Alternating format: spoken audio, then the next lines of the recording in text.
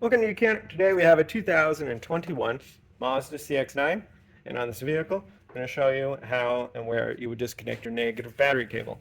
So say you're doing any work on any of the electrical components of the vehicle and you want to make sure that you don't have any power in the vehicle, i.e. the alternator, starter, or anything like that. We don't want to short anything out. So we have our battery located here. Sometimes you may have a cover on top. This one doesn't. And this is on the left-hand side of the vehicle, closer to the firewall, and that's where our battery is located. We have our positive connection right here. If we pop this cap, we see the red. That's our positive. And then we have our negative wire here. And so we need a 10 millimeter to be able to loosen this bolt, which loosens the clamp, and then we can remove the